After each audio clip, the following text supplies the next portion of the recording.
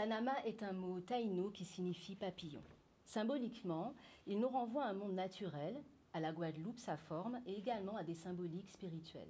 Dans d'autres cultures, l'âme, l'esprit, le changement, la transformation. Au cours des 56 minutes qui nous sont offertes, nous aborderons des problématiques à l'intersection du sociétal et du sanitaire, du culturel et du coutumier, du bien-être et du soin, du traditionnel et du médical. Nous porterons un regard sur la société guadeloupéenne, non seulement en affectant notre réflexion aux problématiques internes, mais avec une approche globale et locale. Des rubriques récurrentes où nous déclinerons des thématiques diverses, mot pour mot, santé et sexualité, bien manger, médecine, feuilles et bien d'autres. Cette émission souhaiterait insuffler une énergie de transformation à travers les réflexions que nous porterons ensemble sur des problématiques de santé imbriquées aux fondements structurels de notre société et de nos cultures diverses. Nous espérons provoquer le changement avec positivité en apportant informations, conseils, solutions et onguents, parce que l'éveil à nous-mêmes est le premier pas vers un mieux-être et un meilleur vivre ensemble. Cette émission est tout public. Elle vous est présentée par Amalgame Humanis, une association caritative originellement et depuis plus de 30 ans en faveur de l'enfance défavorisée, des publics dits empêchés et de lutte contre les discriminations et les violences LGBT et intrafamiliales. L'association Amalgame Humanis porte 2 lignes d'écoute, la ligne d'écoute Voix arc-en-ciel à l'adresse des personnes LGBT et la ligne d'écoute Prévention suicide. Ce soir, nous allons parler médecine et spirituelle. Nous avons 2 invités, le docteur Viviane Mélion, médecin généraliste, et Linda Gobindos, praticienne en médecine ayurvédique. Tout d'abord, nous allons parler d'Amalgame Humanis. Nous allons passer quelques photos et une vidéo pour ensuite discuter avec le docteur Mélion des actions qui sont portées par sa structure.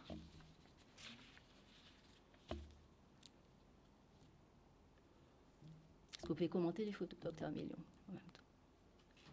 Alors, les photos, ben oui. L'association Amalgame Humanis est une association caritative qui existe depuis 1992. Elle a été créée par Madame Blanche Barba, enfant défavorisé, qui a réussi grâce à l'aide apportée à sa famille et qui a toujours voulu transmettre aussi le bien qui lui avait été fait.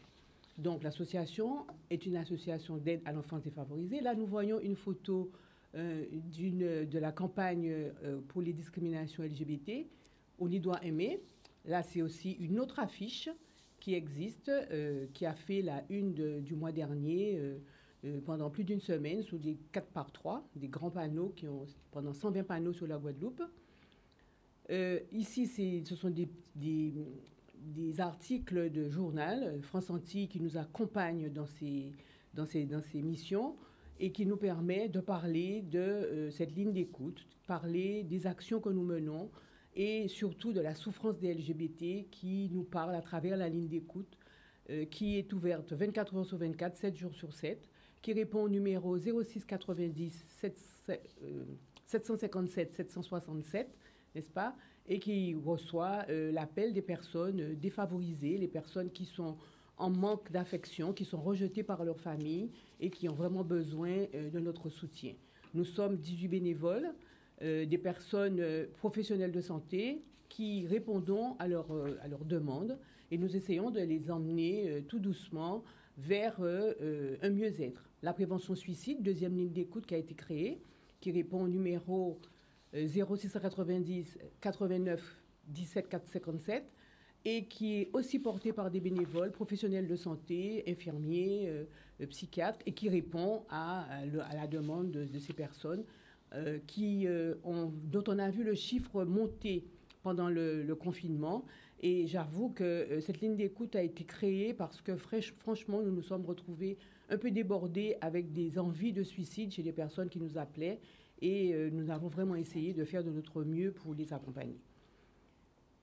Alors, nous avons fait une formation aussi pour pouvoir apprendre à répondre, formation à l'écoute et formation à l'écoute active, c'est-à-dire que nous essayons de faire parler les gens pour qu'ils sortent de leur souffrance et qu'ils arrivent à acquérir un bien-être, un mieux-être en tout cas, pour je dirais, ne pas passer à l'acte.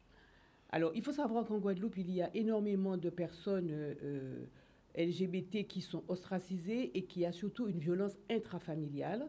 Il est important de le savoir parce que ce sont des jeunes qui ont entre 15 et 25 ans, enfin même 15 et 18 ans qui nous appellent souvent, et qui ont des problèmes intrafamiliaux, vraiment. Et c'est ça, c'est notre hantise, parce que ce sont des jeunes qui peuvent passer à l'acte, qui passent à l'acte souvent, qui se lancent dans des addictions, mais qui ont aussi envie de quitter la Guadeloupe, qui partent parce qu'ils n'ont pas de repères, ils n'arrivent pas à rester dans notre pays. Et c'est dommage parce que ce sont des enfants qui sont intelligents et qui ont besoin, n'est-ce pas, de soutien, de secours pour pouvoir continuer à avancer dans la vie.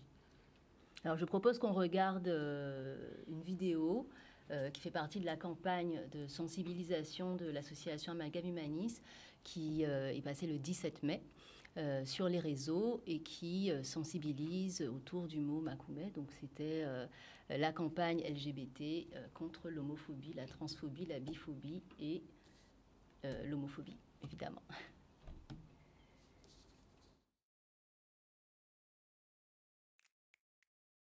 Hier, j'ai eu une petite altération avec un de mes collègues. En lui montrant une photo, en fait, il m'a sorti le mot « Ah, mais ça, c'est une pédale » avec un grand pouf de rire. Et c'est vrai que je l'ai plutôt mal pris. Je m'en fous un peu en fait de ce genre de propos car c'est vrai que sinon on ne vit pas. Il faut penser à soi-même avant et ce qu'on vaut. Je subis des insultes concernant le Macoumé depuis que je suis toute petite. C'est un bruit de fond que j'ai réussi à ignorer. Moi, quand je regarde des hétéros, je suis pas là. Ah, toi, t'es hétéro. Je t'appelle pas hétéro toute la journée. Je t'appelle Jocelyn, Jocelyne, Joseph, mon cher fidèle. Tout ce que tu veux. Je t'appelle par ton prénom. On a peur de dire à ses parents, des parents qui font des commentaires un peu mal placés. Si on regarde à la télé, pour les périodes carnavalesques, on voit par moments des jeunes garçons un peu maniérés. Là, on entend, voilà, si Makoumé là, etc. Bon. Forcément, on n'a pas trop envie de dire à ses parents, écoute, maman, je suis homosexuel, ou papa, je suis homosexuel. C'est chui qu'on entend quand on marche dans la rue, quand on dit gadé, gadé, gadé, et tout ça, ça fait mal. Vivez pour vous et arrêtez de vous soucier de regarder les gens.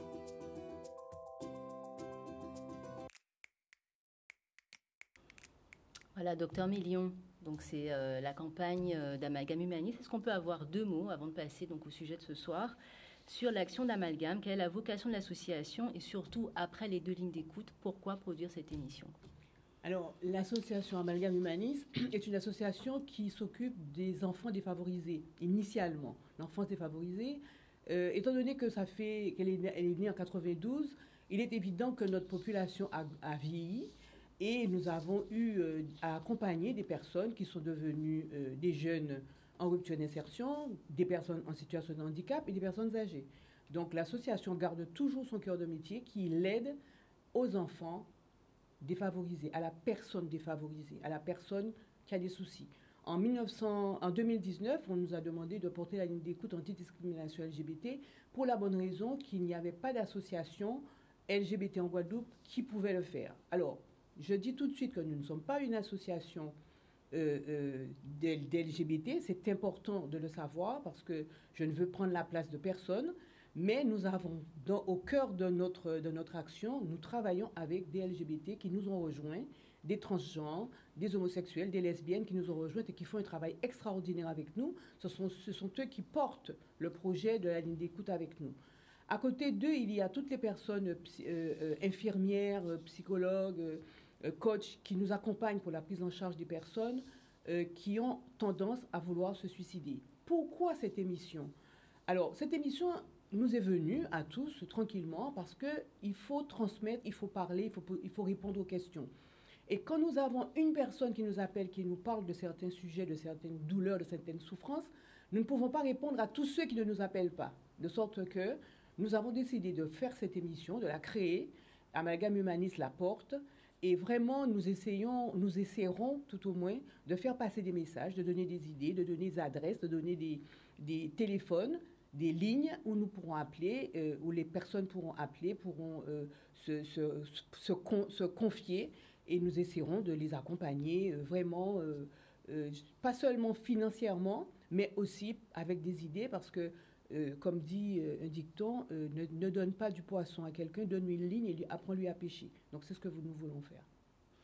Merci. Alors ce soir, nous allons donc parler, la première thématique de cette émission, Tanama, sera les médecines et le spirituel.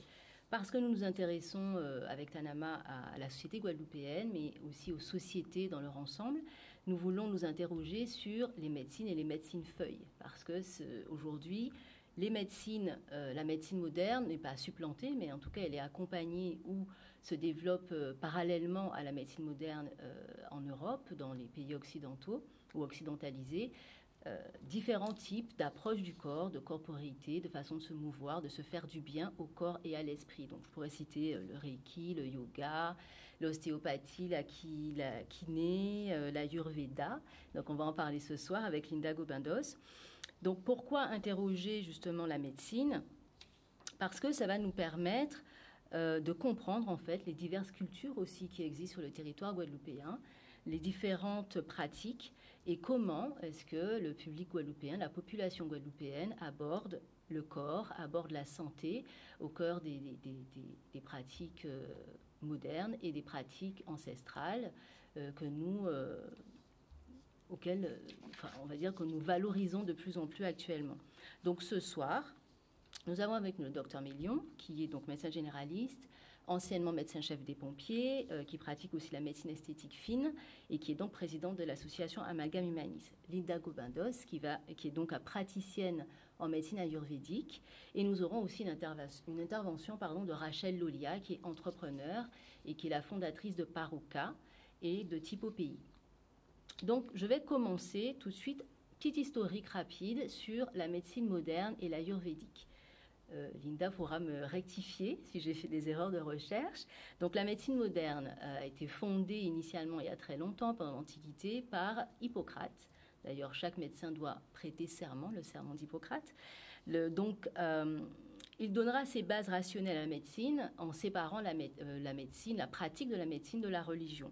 Il établira certains principes diagnostiques. Il parlait des humeurs au nombre de 4, le sang, la bile, l'atrabile et la lymphe, correspondant à 4 éléments, l'air, le feu, la terre et l'eau, associés à 4 qualités sec, chaud, froid, humide. Je ne vais pas rentrer dans les détails. En tout cas, il établira que la maladie est un processus et que maladie et santé résultent de l'équilibre, du moins de la notion équilibre-déséquilibre. Donc, à travers les âges, depuis l'Antiquité jusqu'à nos jours, la médecine moderne va donc s'enrichir de pratiques, de concepts comme l'hygiène, le diagnostic, le traitement, la symptomatologie, la prophylaxie, etc. Et j'en passe. On parle donc de millénaires d'évolution des pratiques. Et donc, un petit adage pour donner un peu de substance. Avant tout, ne pas nuire et soulager en toutes circonstances. Donc, est-ce que ça vous parle, docteur Million?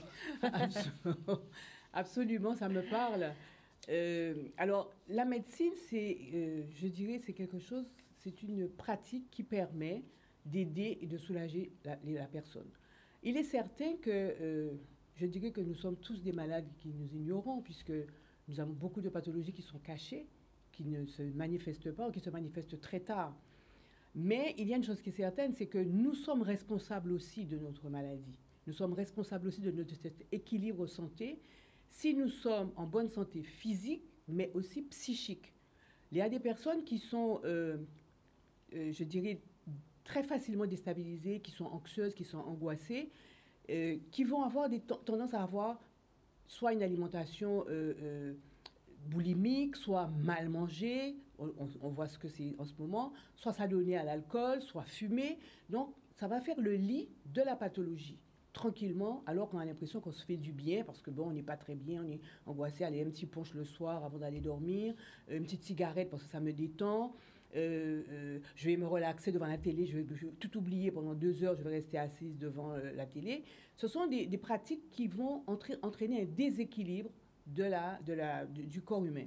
Le corps humain est une machine qui a besoin de fonctionner, qui a besoin de bien-être, mais qui a besoin aussi de massage, qui a besoin de respiration, qui a besoin de se pencher vers autre chose, qui a besoin de ne pas rester penché et écrasé par soi-même.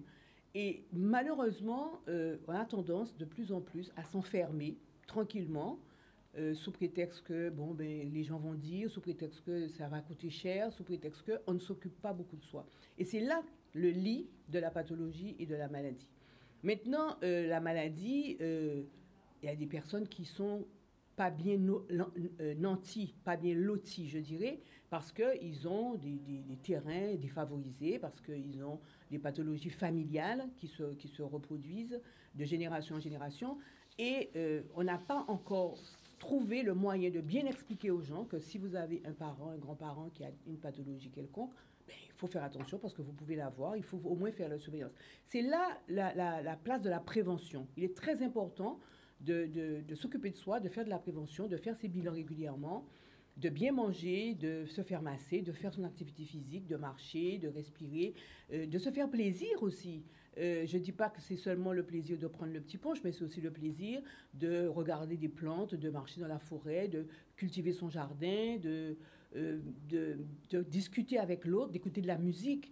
Il y a vraiment beaucoup de choses qu'on peut mettre en place autour de soi, autour de sa famille, pour pouvoir rester en bonne santé. Maintenant, on va passer à la médecine ayurvédique.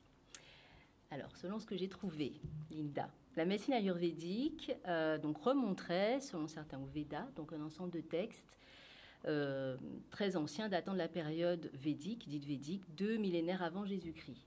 Est-ce que j'ai tout... Un petit peu plus ancien. Un petit peu plus ancien, d'accord. Le Veda, donc, qui signifie la connaissance, est divisé en 4 Védas. Le Rig Veda, le Yajur Veda, le Sama Veda et l'Atharva Veda. Voilà. L'Ayurveda, comme donc l'ensemble des Védas est éternel, non créé par l'homme, donc est révélé. Le but de l'Ayurveda est triple: le maintien de la santé, la guérison des maladies et la réalisation de soi. C'est ça. Et au cours des âges, donc l'Ayurveda a été conservé dans ses grands principes, malgré les influences étrangères, grecques, chinoises, perses, tibétaines. Il est tombé en désuétude pendant plusieurs siècles, notamment à cause de différentes invasions de l'Inde, notamment la colonisation anglaise. Et il revient, il est de nouveau reconnu, disons, après l'indépendance en 1945, sous l'influence de Gandhi. Linda Gobindos, vous avez dit, la définition de la santé selon l'Ayurveda, c'est... Alors, c'est un corps qui fonctionne convenablement. Donc, ça veut dire qui est en capacité de se construire et de se nettoyer, donc de bien digérer. En Ayurveda, on donne une grande importance à la digestion. C'est un mental apaisé. Donc, c'est arriver à créer un apaisement au niveau du mental, parce qu'un mental agité va perturber les différentes énergies.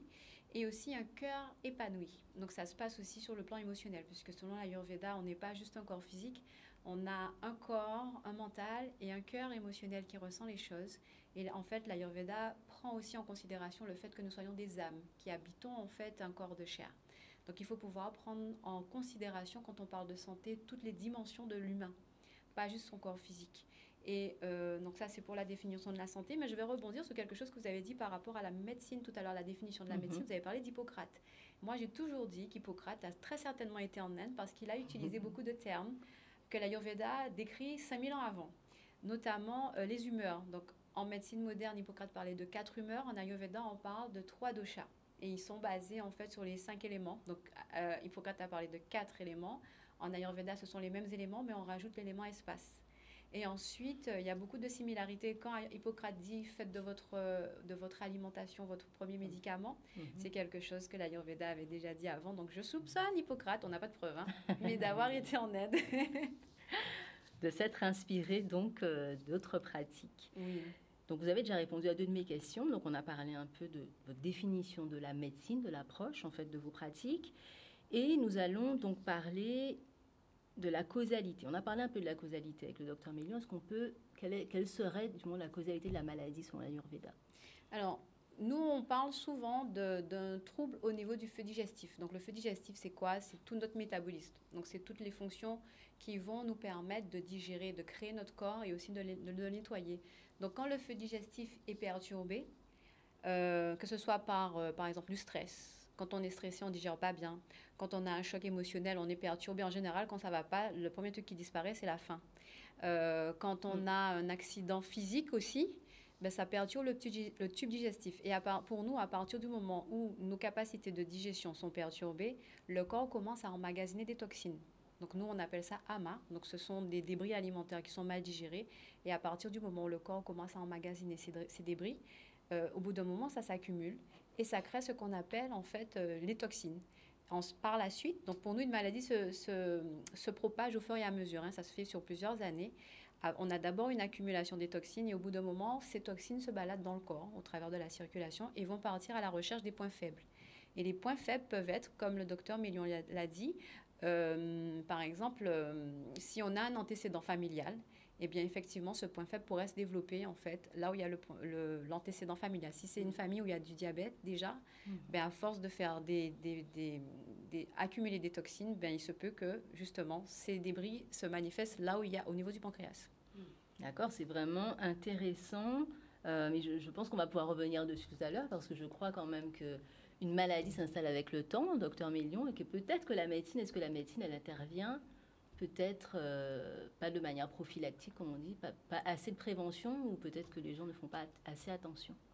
Alors, je dirais que le gros problème des médecins qui reçoivent le public, c'est de faire passer des messages de prévention. Je crois que quand quelqu'un se croit en bonne santé, il entend les messages de prévention, mais il ne les applique pas. Ou alors, il les applique temporairement. Or, on doit avoir une hygiène de vie qui doit être sur une durée, doit être continue, et qui doit permettre justement au corps d'avoir un équilibre. Alors, quand on parle d'alimentation avec, comme disait Linda, ici, par exemple, on a vu fleurir l'obésité en Guadeloupe parce que les gens mangent mal. Les gens mangent mal, la malbouffe s'est installée chez nous parce qu'on mange beaucoup, parce qu'on a beaucoup de choses, beaucoup de choix, et il est évident que ça nous nuit. Parce que les gens, quand on leur dira ne mangez pas trop de viande, ça ne va pas passer. Ils vont le faire pendant une semaine, 2 semaines, et après ça va passer. Ils vont oublier. Quand j'étais petite, j'étais élevée beaucoup par ma grand-mère. On mangeait de la viande une fois par semaine, c'était le dimanche. Le dimanche, on avait la poule pays qu'on faisait avec du riz et haricots rouges. Bon, on mangeait de la morue. C'était la viande blanche. On mangeait de la morue, beaucoup de morue, du poisson, et on mangeait tout ce qui était queue de cochon, salaison, parce qu'il n'y avait pas de réfrigérateur. Donc, on n'avait pas de viande. Et on avait de temps en temps, alors là, c'était exceptionnel, on avait un voisin qui tuait un bœuf et on pouvait avoir de la viande rouge, mais on ne mangeait pas de viande rouge comme aujourd'hui, au quotidien. Les gens mangent de la viande rouge aujourd'hui tous les jours. Wow. Ou alors de la viande blanche, avec du gras, avec des fritures, avec du sucre, avec des sauces.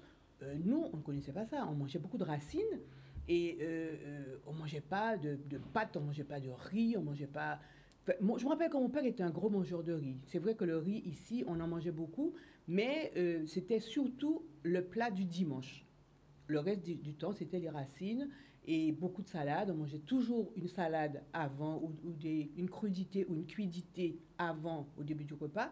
Et surtout, il y avait sur la table l'huilier et le vinaigrier. C'est-à-dire que l'huile crue était de consommation habituelle chez nous. Donc, la prévention aujourd'hui est difficile. Expliquer à quelqu'un qu'il ne faut pas manger de sauce ou peu manger de sauce, ça va durer 2 jours dans son esprit et puis après, c'est fini. Et puis, il y a des enseignes maintenant qui vous donnent des plats qui ont des exhausteurs de goût, donc qui soit disant beaucoup de goût, mais en fait, c'est très gras, c'est très riche en sucre et malheureusement, quand on commence à en manger, on n'a pas envie de s'arrêter.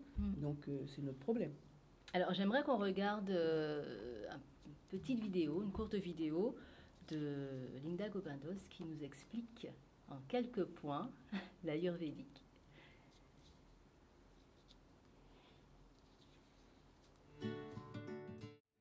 Salut! Aujourd'hui, je vais vous faire une petite présentation de l'Ayurveda en 6 points essentiels. Point numéro 1. Le mot Ayurveda est un mot sanskrit, l'équivalent du latin en Inde, qui a 2 racines étymologiques.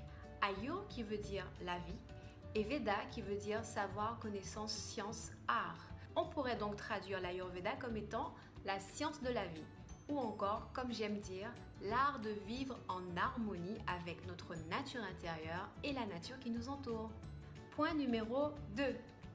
L'Ayurveda a émergé dans la vallée de l'Indus qui est en fait à la frontière de l'Inde et du Pakistan actuel.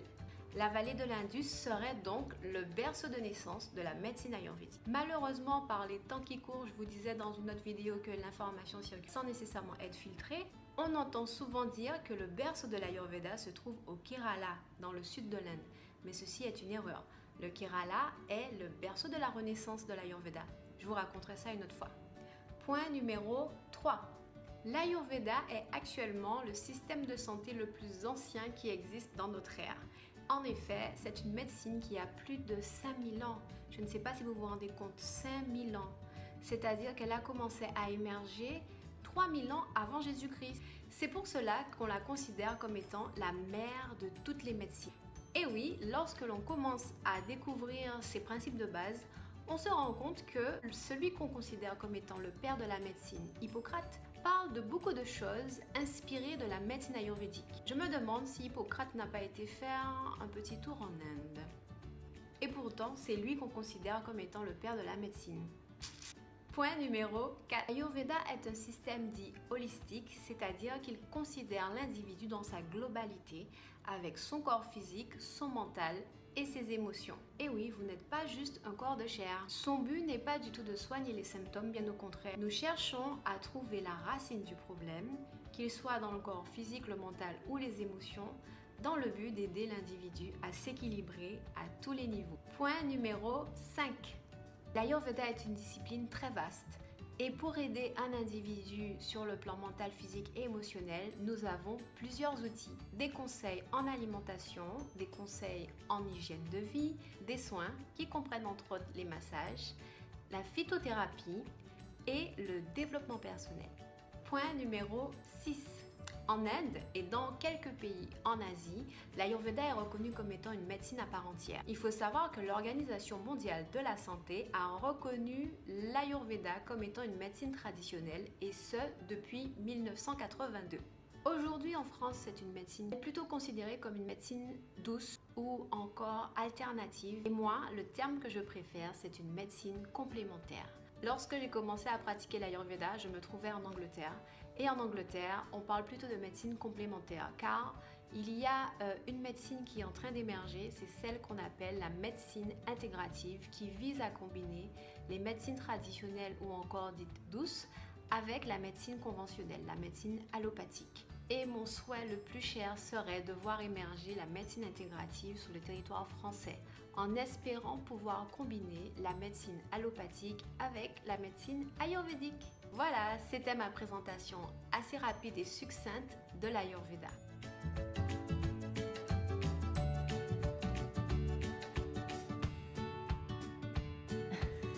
Alors là, Linda est un peu plus jeune. Ah oui, oui. Mais donc on va pouvoir parler de la médecine intégrative tout à l'heure. Moi j'avais une question Oui. qui est plutôt d'ordre historique. Est-ce que la médecine ayurvédique est arrivée avec les engagés en Guadeloupe ou est-ce que c'est une pratique qui est récente? Non, je pense que c'est arrivé, peut-être qu'on ne l'appelait pas médecine ayurvédique, mais à mon arrivée, enfin après mes études, quand je suis revenue ici avec tout le savoir que j'ai acquis en fait en étudiant la médecine ayurvédique, je me suis rendu compte qu'il y a beaucoup de similarités avec ce que nos anciens pratiquaient et ce que l'Ayurveda conseille en fait, notamment la pratique des lavements, des purges, et surtout les saisons recommandées. Ça correspond exactement aux mêmes saisons que l'Ayurveda recommandait. La pratique, par exemple, du frottement. En Ayurveda, on est féru de tout ce qui est massage. Il faut se frotter avec de l'huile. Et en fait, le mot même frottement, le massage ayurvédique de base s'appelle Abhyanga. Abhyanga signifie appliquer contre le corps. Donc, appliquer de l'huile contre son corps, c'est un peu frotter de l'huile sur son corps. Donc, pour moi, il y a cette similarité. Ce n'est pas nécessairement faire un massage avec des mouvements d'une certaine manière. C'est surtout nourrir le corps avec de l'huile. Et ce sont des pratiques qu'on retrouve ici, mais aussi en Ayurveda. L'utilisation de certaines épices, de plantes aromatiques, on en retrouve beaucoup ici. Et je pense que les Indiens, quand ils sont arrivés, ils ont apporté beaucoup de leurs plantes, mais aussi beaucoup de leur savoir, quoi. Et je trouve que ce n'est pas assez reconnu, assez discuté. Et c'est bien de poser la question. Oui, mais c'est le but un peu du magazine. Moi, je me rappelle, juste sans te couper, ma grand-mère parlait beaucoup de chaud-froid. Et ce sont aussi des caractéristiques qu'on retrouve en médecine ayurvédique. Donc, quand on regarde une plante, on regarde si son effet est plutôt chauffante ou si elle est plutôt rafraîchissante. Ma grand-mère parlait souvent de ça. Il y a un autre terme dont je me souviens, c'était phlegme ou flegme, je ne sais pas c'est quoi exactement. Alors, quand on mangeait des surettes trop tard dans la journée, elle disait « sakeba au phlegme ». Et en fait, ce terme phlegme, en Ayurveda, on le qualifie de kapha. mais ça part de la même chose. C'est cette substance qui va nous encombrer, en fait. Donc, en fait, j'ai trouvé ça vraiment sidérant de voir comment il y a des choses qui se ressemblent. Mais j'ai l'impression qu'on a beaucoup perdu, en fait, notre savoir ancien d'ici. Oui, justement, mais c'est un peu ce dont on a envie de discuter avec vous. Donc, avant de passer à une petite vidéo de Rachel Lolia, qui va nous parler un peu de l'ethnobotanique, on va parler donc des rimédrasiers. Docteur Mélion, j'aimerais vous poser une question aussi d'ordre historique. Avant que vous passiez faire vos études à Paris, quel était l'état de la médecine en Guadeloupe? Alors, je vais rejoindre très vite ce que disait Linda. Il n'y avait pas beaucoup de médecins en Guadeloupe. Il y en avait quelques-uns qu'on allait voir, mais il n'y avait pas de sécurité sociale. Donc déjà, ça créait une barrière parce que les gens qui n'avaient pas les moyens n'allaient pas voir. Par contre, tout le monde avait son petit jardin de plantes aromatiques. Tout le monde avait ses petites pratiques d'infusion le soir. Moi-même, j'ai été élevée avec la tisane. Quand nous étions un peu énervés, c'était une tisane de corosol le soir. Quand il y avait la tisane à prendre, quand on finissait les mois scolaires, on avait une tisane à prendre avant d'avoir notre purge. Et après, on avait des vitamines pour bien commencer l'année en parfaite forme. Il y avait tout ce qui était les petites plantes qu'on avait et tout ce qui était les salades qu'on mangeait avec des plantes du jardin qu'on mélangeait. Il y avait un peu de sucré, un peu de salé, un peu d'acide, un peu de piment, un peu de fort. Et on a toujours eu cette pratique-là. Et en fait, la médecine, avant, c'était la médecine des grands-parents, la médecine, je dirais, qui était une médecine douce qu'on pratiquait à la limite sans savoir. On utilisait beaucoup de plantes. Moi, j'ai découvert, par exemple, il n'y a pas longtemps, une plante qu'on appelle Éphéral Doliprane, alors que c'est des plantes qui étaient dans le jardin de ma grand-mère, mais je ne savais pas que c'était Éphéral Doliprane. En fait, ça a le même principe actif que le Doliprane et l'Éphéral. Donc, en fait, on se soignait déjà avec les plantes. Et surtout, je dirais, on était beaucoup à l'écoute de nous. Linda parlait du frottement. Les gens se frottaient régulièrement. On faisait 3 massages, moi je dis massages, 3 frottements d'affilée, un par semaine ou un par mois selon, pour pouvoir enlever les blessures du corps, tout ce qu'il y avait comme douleur, comme contracture, parce qu'on était tombé, parce qu'on s'était blessé, et le corps avait besoin. Maintenant, on va vous dire qu'il faut aller faire de l'ostéopathie. Les frottements, bien que le frottement revient maintenant, il y a des esthéticiennes et des masseuses qui réapprennent le frottement traditionnel avec poste de ventouse, etc. Par exemple, quand on avait des bleus, avant il n'y avait pas d'arnica, mais on te mettait une feuille de je ne sais plus quelle plante qu'on faisait chauffer sur une bougie, et on mettait sur le bleu, et surtout on pouvait te mettre des sangsues. Maintenant, ça ne se fait plus. Mais il y avait une médecine. Aussi. Ah oui, oui. On utilise ça aussi. C'était vraiment, je dirais, on revient maintenant à certaines pratiques. On a fait des tests, on a fait des études et on sait qu'on peut s'en servir, bien que les sangsues, c'est interdit. Mais bon, les frottements, les massages, les crèmes et les huiles avec toutes sortes de principes actifs dedans. Mais je pense que rien ne vaudra vraiment la vraie plante qui est dans notre jardin et qu'on prend, qu'on cueille et dont on se sert vraiment une plante fraîchement cueillie, c'est toujours mieux. Toujours mieux. Donc c'est ce dont va nous parler Rachel Lolia, qui est donc entrepreneur, fondatrice de Paroka. Certaines personnes sont familières de l'application qui vous permet de reconnaître et de connaître les bienfaits des plantes locales, des rimédrasiers. Elle est biologiste en biosanté, alimentation, nutrition en milieu tropical et ingénieure en communication scientifique. On regarde son petit selfie. Bonjour, je m'appelle Rachel Lolia, je suis la fondatrice de Paroka et de Typopéi. Non, je ne pense pas qu'il y ait de dichotomie entre la médecine traditionnelle et la médecine moderne, tout simplement parce que ce sont des approches qui peuvent être largement complémentaires, à savoir que sur une définition de la santé, l'être humain a besoin d'être considéré dans sa globalité pour lui apporter du bien-être mais aussi du soin. Et donc du coup, pas nécessaire de faire un choix drastique et radical entre un type de médecine, d'autant plus que certaines ont leurs limites. Et donc de pouvoir les complémenter entre elles permettrait justement d'atteindre cet objectif de bien-être, de santé. Et d'ailleurs, il y a une médecine qui s'appelle la médecine intégrative, qui est justement basée sur ce concept de pouvoir associer les différents types de médecine, à savoir la médecine traditionnelle, la médecine ancestrale, la médecine holistique, enfin voilà, toutes les médecines alternatives qui ne sont pas forcément reconnues sur le plan scientifique avec les médecines traditionnelles. Et d'ailleurs, des études et de très bons résultats montrent qu'il y a tout intérêt à partir sur cette dynamique. Le rapport aux plantes en Guadeloupe, c'est quelque chose de véritablement culturel, voire même extraordinaire, puisqu'en vrai, ça fait partie de notre histoire, ça fait partie de ce que nous sommes. L'histoire des plantes correspond aussi à l'histoire de notre civilisation, de la manière dont notre population s'est construite, le fait d'avoir eu des ancêtres qui ont été déportés, le millefeuille des différentes ethnies, etc. Et donc elle raconte un peu tout ça, mais aussi sur les pratiques, parce qu'en Guadeloupe, on va utiliser certaines plantes d'une certaine manière, qu'on retrouvera peut-être à d'autres endroits sur la zone tropicale, mais qui ne sont pas du tout utilisées de la même manière. Donc ça fait vraiment partie de notre identité culturelle. Et ça fait aussi partie d'un héritage et même d'un patrimoine immatériel, parce que ces savoirs qui sont essentiellement oraux se transmettent en fait de génération en génération.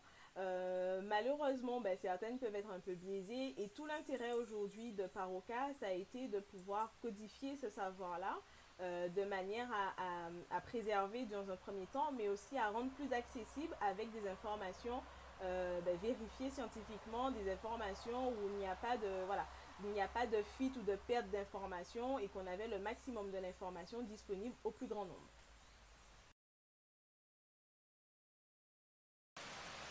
Alors, dans mon évolution avec Paroca, pourquoi y associer une approche plus spirituelle? Tout simplement parce que je me suis rendu compte qu'on avait beaucoup tendance à considérer la plante uniquement comme un potentiel médicament, voire même le médicament miracle qui pourrait effacer tout ce qu'on avait pu faire en amont, alors qu'on était aussi responsable de l'état dans lequel on se retrouvait à l'heure actuelle, puisqu'il faut savoir que tout ce qui est maladie, c'est souvent une question de comportement. Et finalement, c'était relativement dommage, puisque la plante, c'est beaucoup plus qu'autre chose que ça. C'est aussi un être vivant comme nous. Elle est sur différents plans, notamment le plan énergétique, le plan spirituel, etc. Il y a énormément de significations, notamment avec le magico-religieux.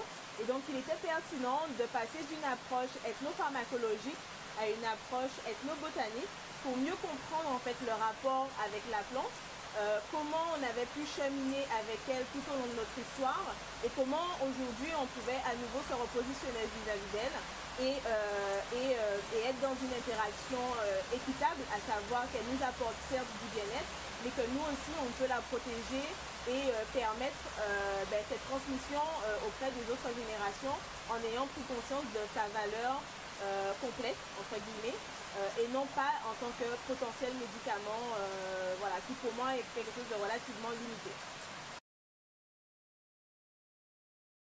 Mon regard au niveau des plantes médicinales aujourd'hui est un regard avec beaucoup de gratitude, parce que grâce à ce projet, grâce à l'intérêt que j'ai pu porter aux plantes médicinales, j'ai surtout pu me reconnecter moi à ma propre nature, bien comprendre que je faisais partie d'un tout, que je n'avais pas de supériorité vis-à-vis de la plante, parce qu'en réalité c'est plus moi qui avais besoin d'elle qu'elle, et qu'aujourd'hui dans mon rapport à la plante, mon bien-être, je l'acquérais bien avant en fait de la consommer. Et voilà, donc au final les plantes médicinales pour moi, si je peux le dire, elles m'ont sauvée entre guillemets, parce que ça m'a permis justement de me reconnecter à l'essentiel et de me reconnecter à ma propre nature, en plus de me reconnecter de la nature en fait, l'environnement. Parce que sans l'environnement, en vrai, notre survie est quasi hypothéquée, et donc ça serait dommage qu'on passe à côté de ça. Il serait temps en fait qu'on puisse vraiment prendre conscience de la valeur de ce qu'on a autour de nous, et surtout de la chance qu'on a de vivre sur un tel territoire qui a une telle densité de biodiversité, d'êtres vivants qui soient en interaction avec nous. Alors nous revoilà, on va presque clôturer l'émission. Alors j'aimerais vous faire réagir, Dr Million, Linda, Gobindos, sur justement le spirituel dans vos pratiques. Quelle est la place du spirituel dans la guérison, ou même dans l'approche de la maladie par les patients ou par vous-même? Donc quelle est la place du spirituel? C'est la question qu'on a posée à Rachel Lolia également. Et puis, donc on va essayer de combiner les deux réponses. La médecine intégrative, justement. Comment est-ce que c'est quelque chose qui vous parle ou que vous pratiquez vous-même? Moi, comme je l'ai dit, c'est un rêve, la médecine intégrative, de voir, et qui, pour moi, est en train d'arriver. Peut-être, on commence à positionner des pierres, puisque cette semaine, il y a mon livre qui va sortir, donc mardi. J'ai écrit un livre avec le docteur Rémi Romney, qui est gastro-entérologue, qui est dédié en fait aux tubes digestifs et les troubles des tubes digestifs. Donc il s'intitule « Les troubles digestifs, c'est fini ». Et dans ce bouquin, on va combiner en fait l'approche du médecin moderne et l'approche de la médecine traditionnelle, donc au travers de l'Ayurveda. Et on apporte en fait des conseils et des outils qui sont adaptés. Et c'est très beau parce qu'on voit comment les deux peuvent se combiner au lieu de se faire la guerre. Donc je suis très pour la médecine intégrative et je pense qu'en Guadeloupe, on y arrive petit à petit puisque les médecins modernes ouvrent leur esprit, ils comprennent l'importance, comme Dr Mélion a déjà dit, de la partie bien-être et de la partie plus simple et plus douce. Ensuite, la partie spirituelle, je pense qu'elle est intrinsèque à la médecine ayurvédique puisqu'elle considère l'individu dans sa globalité. On ne peut pas traiter ou approcher un humain si on ne fait pas attention à son âme, à sa partie spirituelle. Après, le but de l'Ayurveda, c'est de s'adapter à l'individu. Donc si en Guadeloupe, il y a beaucoup de personnes catholiques, donc on va aborder la personne dans sa dimension catholique, on ne va jamais chercher à la faire changer de croyance ou de foi. C'est d'aider l'individu à trouver son équilibre avec sa propre foi.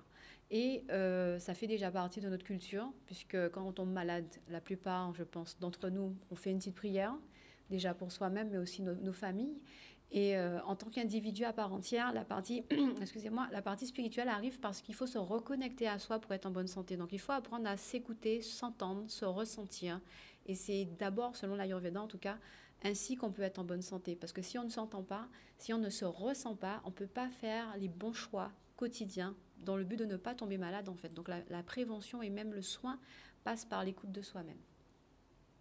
Docteur Mélion. Alors, absolument, nous allons 30 secondes. En 30 secondes, je vais dire que de toute façon, en médecine, l'être humain est un tout. C'est sûr qu'il y a des spécialités où on a tendance à vouloir s'occuper d'une partie du corps ou d'un organe, mais n'oublions pas qu'il y a toujours le médecin généraliste qui est là pour faire la synthèse et pour accompagner le patient dans sa dimension, avec effectivement une partie aussi psychologique et une partie spirituelle. Maintenant, c'est vrai que les médecins prennent le temps de parler à leurs patients, d'écouter leurs patients, surtout que nous avons des grosses pathologies qui émergent où on a besoin d'accompagnement. Si je prends une pathologie SIDA, c'est un accompagnement sur plusieurs années. Un cancer, c'est sur plusieurs années. C'est une famille tout entière qu'on accompagne et on a besoin de ce support psychologique et ce support spirituel. Donc, c'est sûr que la médecine intégrative ne fera qu'avancer et je pense que ce sera pour le bien-être de tout un chacun. Voilà, ce sera donc le mot de la fin. Donc Tanama, c'est un mensuel. On va se retrouver une fois par mois avec une rediffusion. On est sur les réseaux sociaux, Instagram, Facebook. Tanama Fui. Voilà, je remercie Linda Gobindos, Dr Mélion, d'être venue, de nous soutenir pour cette émission. Donc nous proposer cette émission avec Amalgame Humanis. On remercie nos sponsors, Amalgame Humanis, la ligne Voix Arc-en-Ciel, la ligne de prévention suicide, l'Escale pour les tenues. Et donc on se retrouve le mois prochain. Bonne soirée.